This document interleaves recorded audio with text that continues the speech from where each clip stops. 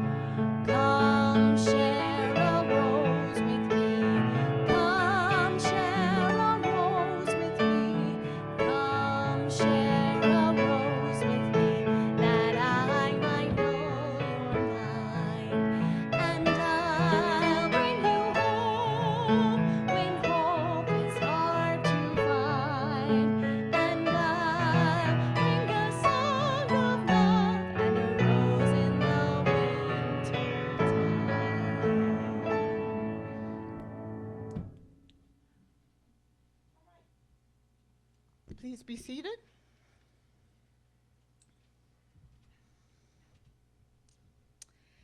And let's go to our vision, our mission, and our affirmation. Our vision: to elevate spiritual consciousness in our world. Our mission: to support individual spiritual quests through celebration, study, counsel, loving, fellowship, and service. Our affirmation: I commit to and practice loving myself. I release any need or desire to control situations. I interact with others from a place of love and peace. I open my heart to accept the love that surrounds me. All right.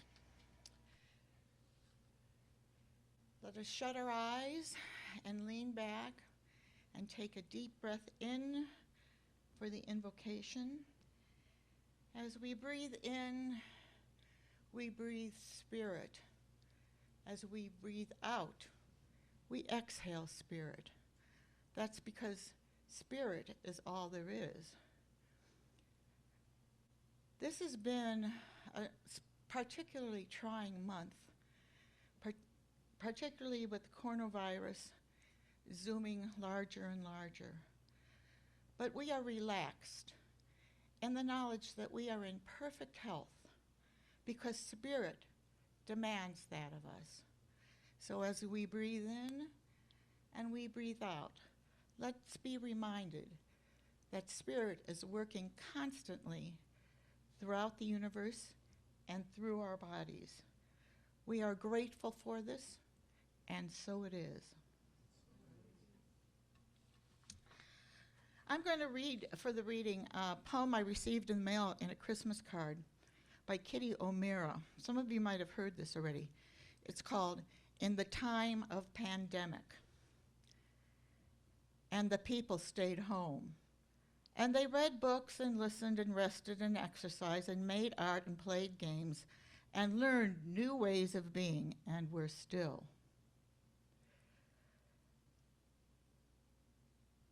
And they listened more deeply. Some meditated, some prayed, some danced, some met their shadows, and the people began to think differently, and the people healed. And in the absence of people living ignorant, dangerous, mindless, and heartless ways, the earth began to heal. And when the danger passed and the people joined together again, they grieved their losses and made new choices and dreamed new images and created new ways to live. And they healed the earth fully as they had been healed. And so it is. And now we have our guest music.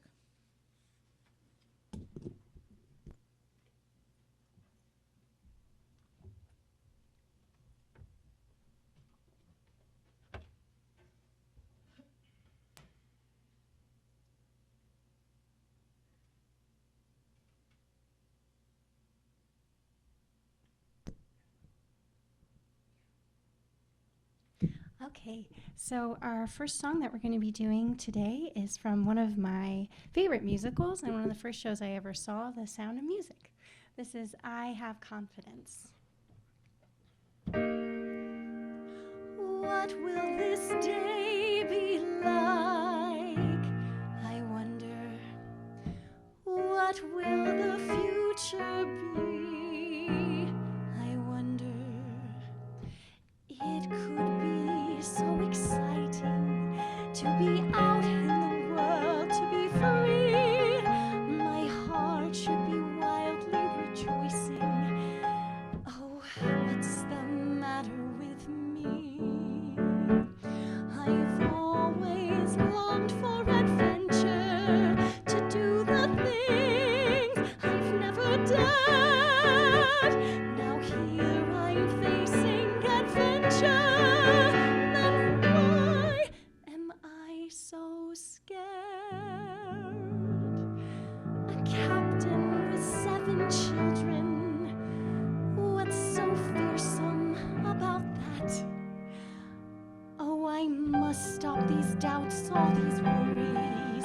If I don't, I just know I'll turn back. I must dream of the things I am seeking.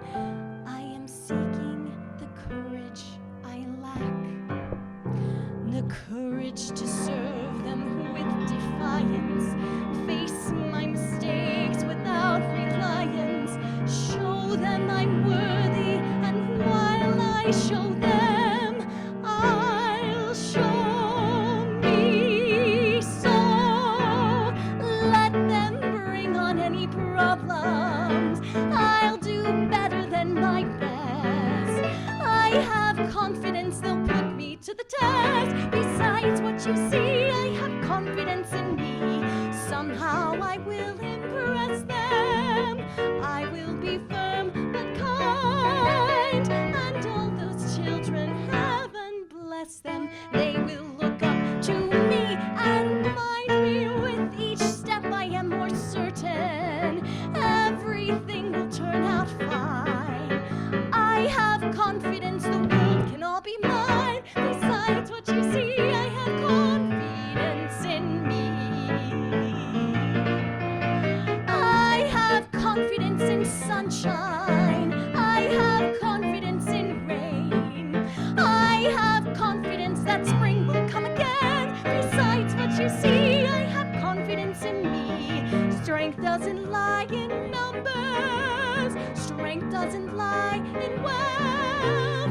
Strength lies in nights of peaceful slumber. When you wake up, it's healthy. All I trust, I give my heart to. All I trust becomes my own. I have confidence and confidence alone.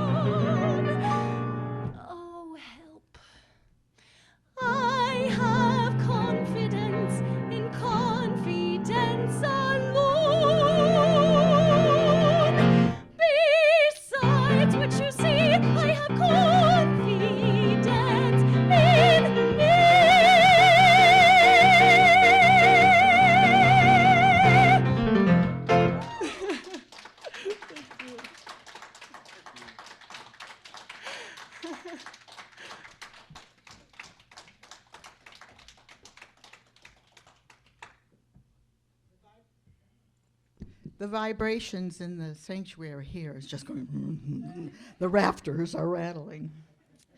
Well, as is my wont, we have to do what? We have to review. Next slide, please.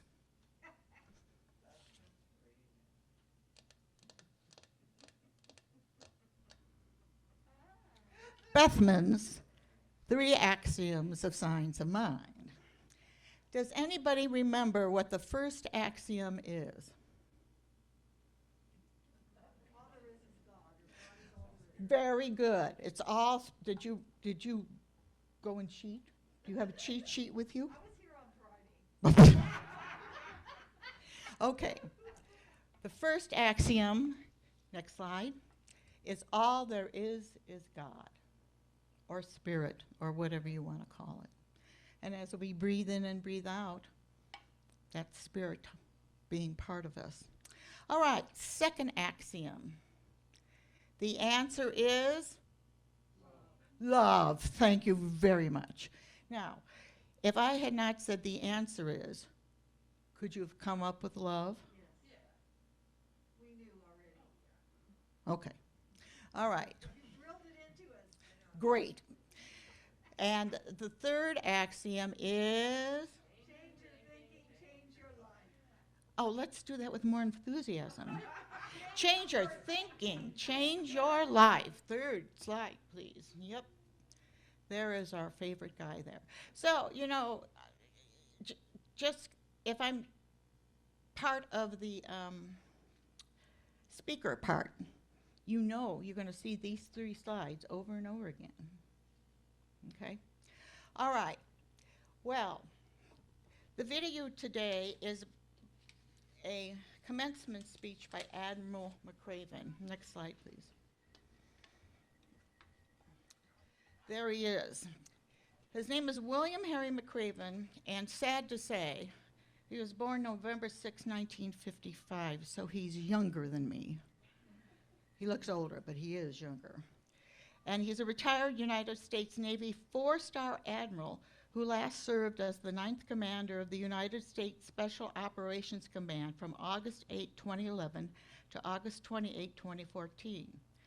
From 2015 to 2018, he was chancellor of the University of Texas system.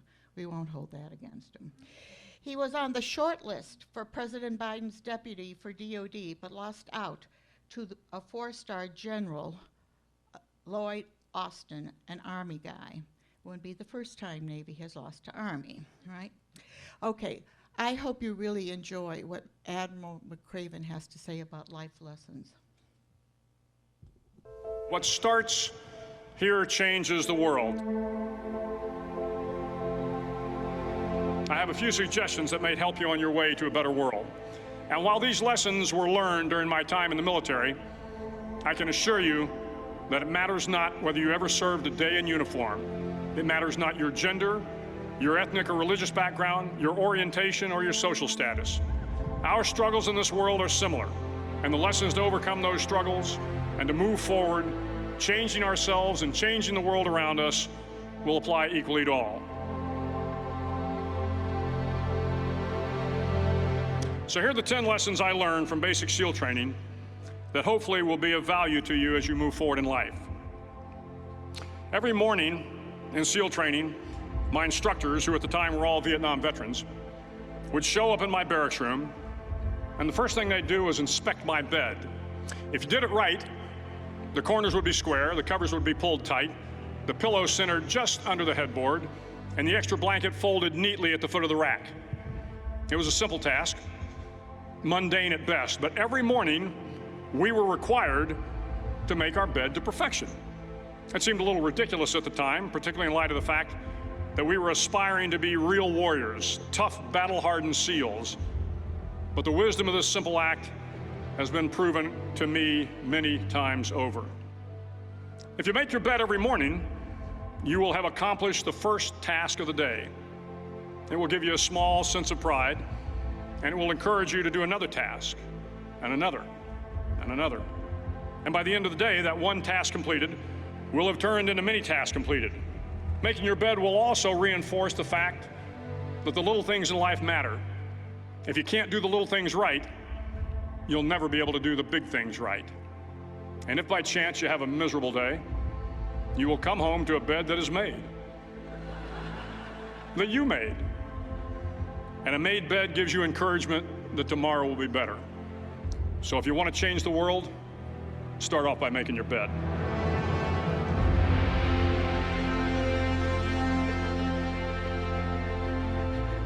During SEAL training, the students are all broken down into boat crews. Each crew is 7 students, 3 on each side of a small rubber boat, and 1 coxswain to help guide the dinghy. Every day, your boat crew forms up on the beach and is instructed to get through the surf zone and paddle several miles down the coast.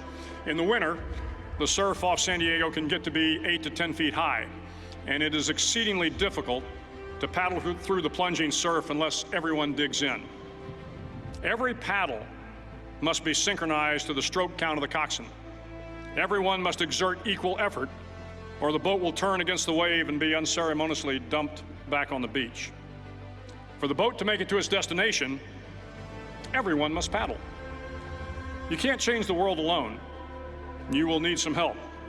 And to truly get from your starting point to your destination takes friends, colleagues, the goodwill of strangers, and a strong coxswain to guide you. If you want to change the world, find someone to help you paddle. Over a few weeks of difficult training, my SEAL class, which started with 150 men, was down to just 42. There were now 6 boat crews of 7 men each. I was in the boat with the tall guys, but the best boat crew we had was made up of the little guys, the Munchkin crew, we called them. No one was over 5'5". The Munchkin boat crew had 1 American Indian, 1 African American, 1 Polish American, 1 Greek American, 1 Italian American, and 2 tough kids from the Midwest. They out-paddled, outran, and outswam all the other boat crews. The big men in the other boat crews would always make good-natured fun of the tiny little flippers the Munchkins put on their tiny little feet prior to every swim. But somehow these little guys from every corner of the nation and the world always had the last laugh, swimming faster than everyone and reaching the shore long before the rest of us. SEAL training was a great equalizer. Nothing mattered but your will to succeed, not your color, not your ethnic background, not your education, not your social status. If you want to change the world, measure a person by the size of their heart, not by the size of their flippers. Several times a week, the instructors would line up the class and do a uniform inspection. It was exceptionally thorough. Your hat had to be perfectly starched, your uniform immaculately pressed, your belt buckle shiny and void of any smudges. But it seemed that no matter how much effort you put into starching your hat or pressing your uniform or polishing your belt buckle, it just wasn't good enough. The instructors would find something wrong. For failing the uniform inspection, the student had to run, fully clothed, into the surf zone, then wet from head to toe, roll around on the beach until every part of your body was covered with sand. The effect was known as a sugar cookie. You stayed in the uniform the rest of the day, cold, wet, and sandy. There were many a student who just couldn't accept the fact that all their efforts were in vain, that no matter how hard they tried to get the uniform right, it went unappreciated. Those students didn't make it through training. Those students didn't understand the purpose of the drill. You were never going to succeed. You were never going to have a perfect uniform. The instructors weren't going to allow it. Sometimes, no matter how well you prepare or how well you perform, you still end up as a sugar cookie. It's just the way life is sometimes. If you want to change the world, get over being a sugar cookie and keep moving forward. Every day during training, you were challenged with multiple physical events: long runs, long swims, obstacle courses, hours of calisthenics, something designed to test your mettle. Every event had standards, times you had to meet. If you failed to meet those times, those standards, your name was posted on a list, and at the end of the day, those on the list were invited to a circus. A circus was 2 hours of additional calisthenics, designed to wear you down, to break your spirit, to force you to quit. No one wanted a circus. A circus meant that for that day, you didn't measure up. A circus meant more fatigue, and more fatigue meant that the following day would be more difficult and more circuses were likely. But at some time during SEAL training, everyone made the circus list. But an interesting thing happened to those who were constantly on the list. Over time, those students who did 2 hours of extra calisthenics got stronger and stronger. The pain of the circuses built inner strength and physical resiliency. Life is filled with circuses. You will fail. You will likely fail often. It will be painful. It will be discouraging. At times, it will test you to your very core. But if you want to change the world, don't be afraid of the circuses. At least twice a week, the trainees were required to run the obstacle course. The obstacle course contained 25 obstacles, including a 10-foot wall, a 30-foot cargo net, a barbed wire crawl, to name a few. But the most challenging obstacle was the slide for life. It had a 3-level, 30-foot tower at one end and a 1-level tower at the other. In between was a 200-foot-long rope. You had to climb the 3-tiered tower, and once at the top, you grabbed the rope, swung underneath the rope, and pulled yourself hand over hand until you got to the other end. The record for the obstacle course had stood for years when my class began in 1977. The record seemed unbeatable until one day a student decided to go down the slide for life head first. Instead of swinging his body underneath the rope and inching his way down, he bravely mounted the top of the rope and thrust himself forward. It was a dangerous move, seemingly foolish and fraught with risk. Failure could mean injury and being dropped from the course. Without hesitation, the student slid down the rope perilously fast. Instead of several minutes, it only took him half that time. And by the end of the course, he had broken the record. If you want to change the world, sometimes you have to slide down the obstacles head first. During the land warfare phase of training, the students are flown out to San Clemente Island, which lies off the coast of San Diego. The waters off San Clemente are a breeding ground for the great white sharks. To pass SEAL training, there are a series of long swims that must be completed. One is the night swim. Before the swim, the instructors joyfully brief the students on all the species of sharks that inhabit the waters off San Clemente. They assure you, however, that no student has ever been eaten by a shark, at least not that they can remember. But you are also taught that if a shark begins to circle your position, stand your ground. Do not swim away. Do not act afraid. And if the shark, hungry for a midnight snack, darts towards you, then summons up all your strength and punch him in the snout, and he will turn and swim away. There are a lot of sharks in the world. If you hope to complete the swim, you will have to deal with them. So if you want to change the world, don't back down from the sharks. As Navy SEALs, one of our jobs is to conduct underwater attacks against enemy shipping. We practice this technique extensively during training. The ship attack mission is where a pair of SEAL divers is dropped off outside an enemy harbor and then swims well over 2 miles underwater, using nothing but a depth gauge and a compass to get to the target. During the entire swim, even well below the surface, there is some light that comes through. It is comforting to know that there is open water above you. But as you approach the ship, which is tied to a pier, the light begins to fade. The steel structure of the ship blocks the moonlight. It blocks the surrounding street lamps. It blocks all ambient light. To be successful in your mission, you have to swim under the ship and find the keel, the center line, and the deepest part of the ship. This is your objective. But the keel is also the darkest part of the ship, where you cannot see your hand in front of your face, where the noise from the ship's machinery is deafening, and where it gets to be easily disoriented, and you can fail.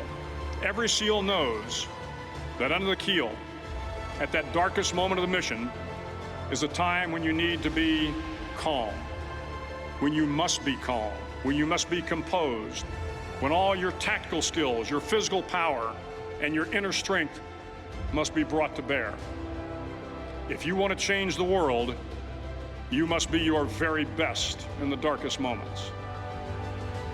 The 9th week of training is referred to as Hell Week.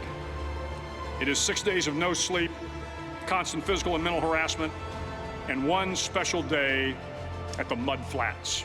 The Mud Flats are an area between San Diego and Tijuana where the water runs off and creates the Tijuana Sloughs, a swampy patch of terrain where the mud will engulf you.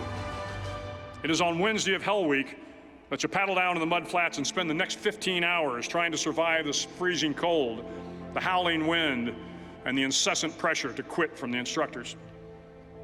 As the sun began to set that Wednesday evening, my training class, having committed some egregious infraction of the rules, was ordered into the mud.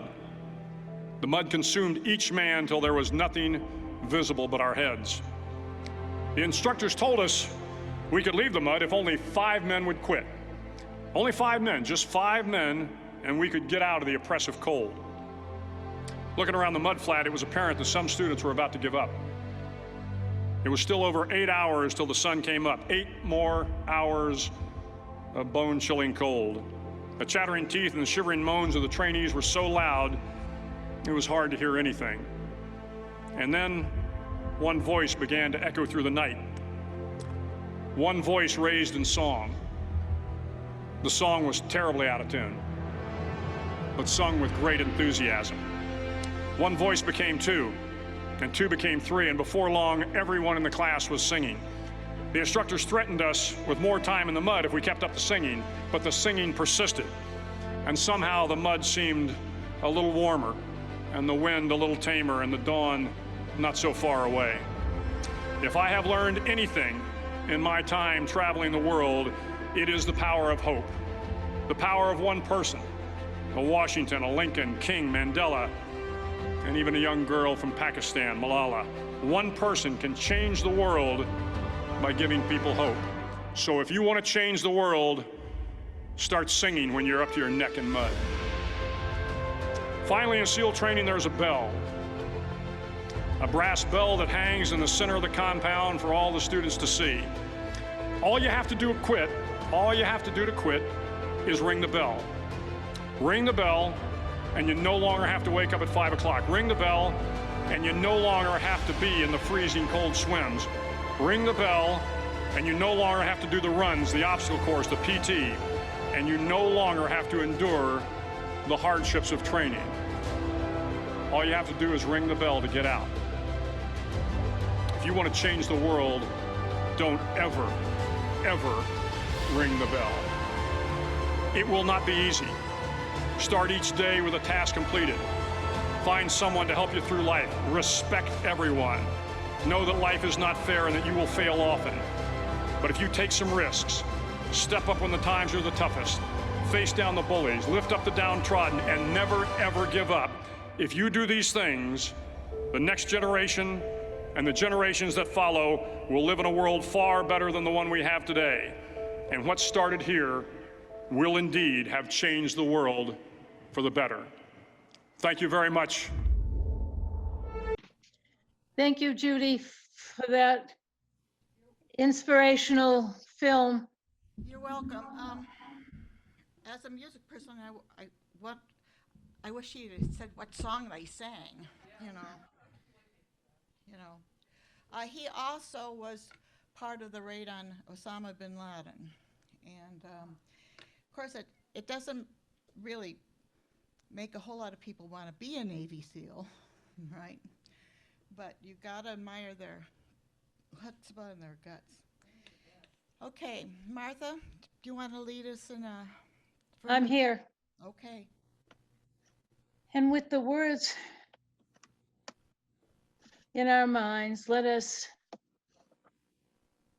tune into that spirit, the great spirit of oneness, that one great mind.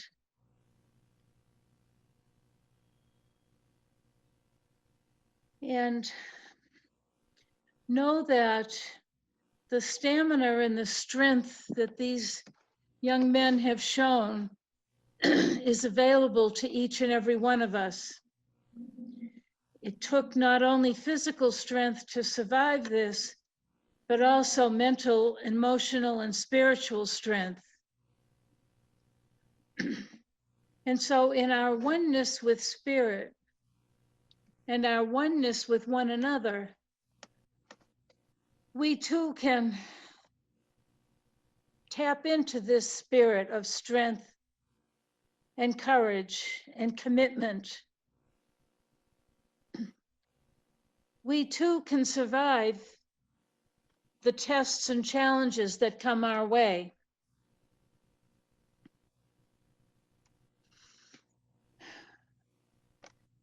And so we know that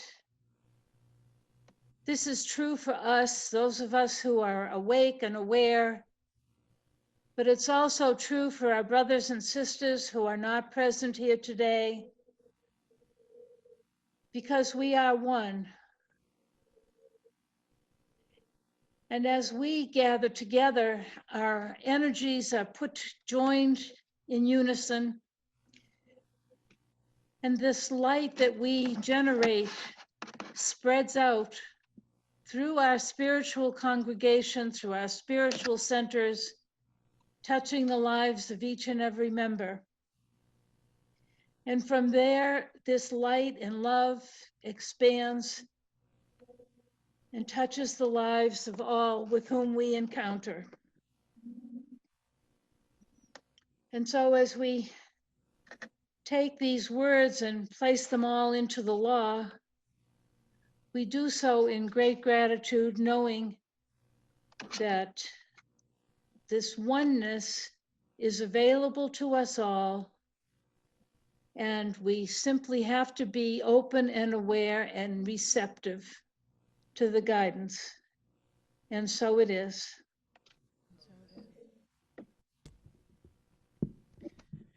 Okay, and now we have our second song, a song about courage, a song about strength, a song about determination. Yeah, it's really hard to follow that speaker, but yes, that was a really lovely intro for this song. It is. It's about strength and determination, and it's one of my favorite songs. So here we go.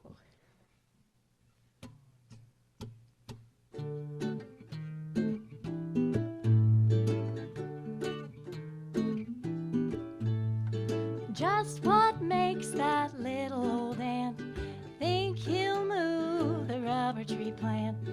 Anyone knows an ant can move a rubber tree plant, but he's got high hopes. He's got high hopes. He's got high apple pie in the sky. Hope so anytime you're getting low, instead of letting go, just remember that and oops, there goes another rubber tree plant. Oops, there goes another rubber tree plant. Once there was a silly old ram, thought he'd punch a hole in a dam. No one could make that ram scram. He kept biting that dam 'cause he had high hopes. He had high hopes. He had high apple pie in the sky. Hope so anytime you're feeling bad, instead of feeling sad, just remember that ram. Oops, there goes a billion kilowatt dam. Whoops, there goes a billion kilowatt dam. 'Cause he had high hopes. He had high hopes. He had high apple pie in the sky. Hopes all problems just a toy balloon. They'll be bursting soon. They're just bound to go pop. Whoops, there goes another problem, kerplop. Another problem, whoops, there goes another problem, kerplop, kerplop.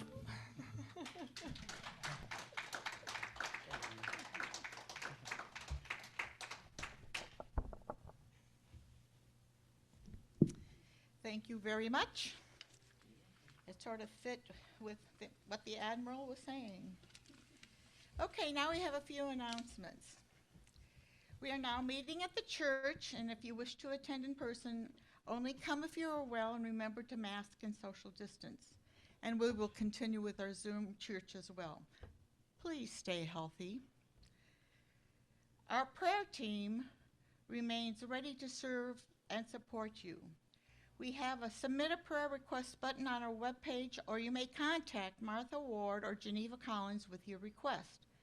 That information is also on our website, www.wellspringnow.com. Our prayer team meets virtually on Tuesday afternoons at 4:15 to pray with you. Please consider sitting in your quiet space during that time. We know we are one in spirit, and energy of prayer knows no limits. Our February speakers. February 7th is Edward Burbaugh. February 14th is Randy Granger. The 21st is Edward, and the 28th is Arts and Poetry Sunday. Upcoming annual meeting is February 14, hosted by the Wellspring Board of Trustees. The topic is, what is Wellspring's new normal? In February, we have upcoming board vacancies. Please consider running for a position, as the future of Wellspring is in your hands. February 28th is Arts, Poetry, and Music Sunday.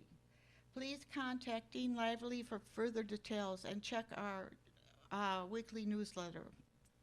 There's more information on that. Early birds meet Sunday mornings at 9:30 via Zoom. Link is in the weekly email and on the website. Wellspring, as always, has been a tithing community, and 10% of what we receive goes directly to most local charities. During this time of virtual services, we thank you for your continuing spirit of giving. We ask that you mail your offerings to Wellspring Church, P.O. Box 1533, Las Cruces, 88004, or you can use the donate button on our website to make a donation. We give great thanks for offerings already given and those we will be receiving, because we know that giving and receiving are both part of one flow. We bless these gifts and know they are multiplied throughout our community. There are a number of folks who have contributed to the production of this service. We are grateful for their service, and we thank you for joining us today. I don't know Admiral McRaven's address, otherwise I'd send him a thank you card, but okay. And lastly, stay around in the Zoom meeting after service to visit. There is a, is it crochet? There's a crochet project Sharon has that is very amusing, so please stay to peruse that project. All right, please stand. And read with me the benediction, followed by our peace song.